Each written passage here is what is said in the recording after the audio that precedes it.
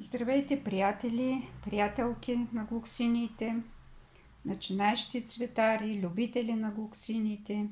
Днеска правя едно видео, в което искам да ви покажа какво се прави с вкоренен лист, който получавате по еконт. На много хора изпратих вкоренени листи, някои ме питат какво да правим сега с този лист. За тези хора, които не знаят какво да правят, правя това видео, за да им покажа и да им разкажа какво се прави с вкоренените листи. Когато получите по куриер един вкоренен лист, той изглежда горе-долу така. Вкоренен лист е бил на 30 ноември 23 година е вкоренен. Както виждате, той се изглежда зелен, свеж и по никакъв начин не е повреден. Обаче този лист не е пуснал никакъв расток. Ето, няма расток. Искам да развенчая мита, че вкоренения лист обязателно трябва да пусне расток. Това не е така. Каква е целта на вкореняване на листа? Целта е листа да направи клубен. Значи, как се размножават глуксините? По няколко начина. Когато искаме да повторим майчиното растение, трябва да ги размножим вегетативно. С лист, с част от листа, с дръжка, може също така, с клубен, с част от клубена. Освен тези начини е възможно вегетативно размножаване на глуксинията чрез пасинки или расточки. Знаете какво е това? Говорили сме в предишни видеа. Ако от един клубен порасне повече от един расток, тези, които са излишни, тъй като трябва да остане един в саксията, излишните вместо да ги изхвърляме, можем да ги вкореним и от тях ще получим растение, което е същото, каквото е майчиното. Установено е, че глуксини, размножени чрез пасинки или расточки, зацъфтяват значително по-рано, отколкото другите, например, които от клубен са посадени. По вегетативния начин получавате растение, което е същото като майчиното. С семена не. Ако размножавате с семена, тогава се получава ново растение, което не повтаря майчиното растение. Затова, размножавайки с лист, ние получаваме клубен, който да повтаря майчиното растение. Когато получите коренени листа, какво трябва да направите? В никакъв случай да не ги вадите от зип пакетите.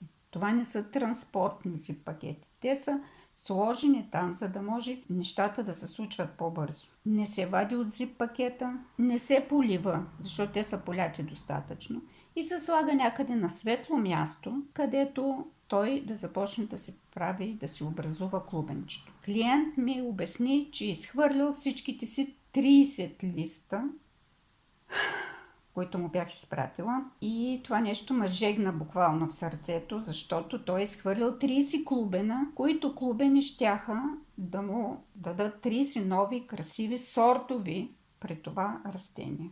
Затова, ето тук съм отделила няколко такива коренени листа, които са били вкоренени миналата година, септември, октомври, ноември, в есенните месеци. И още не са си направили расточки. Това не значи, че те трябва да бъдат изхвърлени в гюма. Напротив, ние чакаме от тях да получим клубени. Ще ви покажа няколко от тях, какво представляват и какво трябва да направим. След като са минали много месеци и все още растението не е дало расток, просто си вадим от него клубен. Ето тук е един лист, който виждате го колко е орязан, колко малка част от него е останала. И въпреки това няма и расток. Ето вижте в чашката, показвам ви, няма. Но въпреки това той си направил клубен. Сега ще го извадим да видим какво представлява и колко голям му е клубен. Ето го. Махам пръста и тук се вижда, че на върха на този лист се е образувал клубен, от който клубен, като го посадим, ние ще получим ново растение, което повтаря майчиното растение, а това е виноградна лоза. Какво се прави? Трябва да се махне листа, ето така, до дъно. И среза тук, който се е образувал, трябва да го оставим, ето го среза.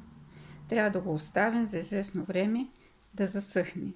След което Клубенчето може да бъде засадено или прибрано за зимен покой. То е около сантиметър и половина, даже 2. Хубаво клубенче. Слагам го в същата чашка и го оставям да засъхне среза. Да взема друг. Ето го един много голям лист, който вижте колко е голям. 17-7, много хубав сорт, който също не е пуснал расток.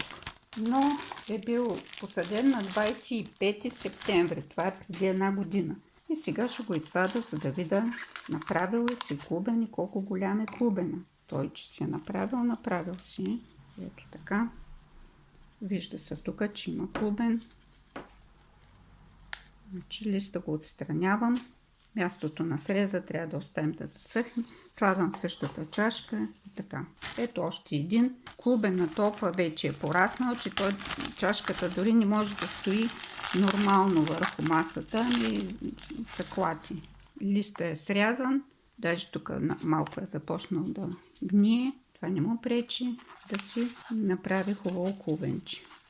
Изваждам го от чашката и проверявам какво се е образувало тук. Какво друго може да се е образувало, освен един хубав голям клубен. Ето го. Голям. Не може да е 5 см, все пак е от лист. Когато е от лист, не е огромен.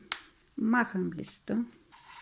Мястото на среза го оставям в неговата си чашка, за да не го объркам, да засъхнем. Ето ви още един. 772. Той най-после, на 6 ноември е направен. Най-после се е пуснал расточи. След 11 месеца чудене. Ето му разтока. На дъното на чашката се вижда. След като има расток, смятам да го прехвърля в по-голяма саксийка. Така се прави, когато има расток. Като листа ще го оставя, за да продължи клубена да се нараства. Тоест аз ще го извадя тук от тази чашка така и го присаждам в една по-голяма саксийка. Предварително зип пакета го отварям. Днес на 1 см, утре на 2, в други ден на 3, докато се адаптира листа и разтока към външната среда и външните условия. Тогава, вече след като го прехвърля в саксийка, няма нужда да бъде адаптиран към външната среда, защото той си вече е адаптиран. Този, който ви показах в началото, да го видим в него. Това е сорт 15923 от 30 ноември миналата година. Хубав зелен лист. Да видим какво е образувал. Образувал е, разбира се, клубен. Ето го, клубенчето. Отстранявам листа и го оставям в неговата чашка да завяхне малко мястото на среза. За 15-20 минути. След това ще го засъдя. Ето следващо. Всичките тези листа са били вкоренени миналата есен. Значи почти една година те не са пуснали расток. Затова не би трябвало да ви притеснява факта, че те стоят месеци наред и не пускат растocи. Целта не е да пуснат расток, а да се образуват клубен. Имаш ли клубен, имаш растение, имаш глуксиния. Така, ето го и тук. Един хубаво клубенче. Следващия е от 2 декември. Сорта 14-7 си е пуснал расток в дъното на чашката. Така че заедно с расточето ще го прехвърля в нова саксийка. Като предварително го адаптирам към външната среда, отваряйки зип пакета малко по малко за няколко дни. Да видя следващия. Също си е пуснал расточи. То вижте откъде е дошъл. Защото клубена е на дъното. И от него е тръгнал расток, който сега едва се показва в дъното на чашката. Но него също ще го присъда в една саксийка, като предварително го адаптирам. Няма да отделям клубена. И този последния, негритянъчка, много хубав сорт. На 7 октомври е бил сложен в този пакет. Той също си е пуснал расток. Ето го. Тъно хубаво расточе, което ще прехвърля в саксийка заедно с листа. Защо го прехвърлям с листа? Ами защото листа дава енергия на клубена да нараства. Листа лека по лека той ще си изгние там, ще си изсъхне и ще го махнете в един момент. Но той трябва да бъде там, защото расточето няма откъде да черпи сила. То е малко още. Така, ето му клубенчето отдолу на дъното на чашката се вижда. И него го оставям в пакета, като малко по малко го отварям. Адаптирам го и тогава го присаждам. Ами това е, което исках да ви кажа. Не си изхвърляйте листата, които ви изпращам, защото те образуват клубени. Нали? Това е целта на занятието. Сега, аз ви казах в началото, че те не се вадят от зип пакетите и не се поливат, но не е точно така. Те трябва да се наблюдават и ако в един момент забележите, че саксийката е олекнала много, чашката, в която се намира зип пакета, след като я дигнете така, на тегло усетите, че тя е много лека, това означава, че субстрата в нея е изсъхнал много и трябва да бъде полята. Но как да бъде полята? Чайна лъжичка вода, не супена.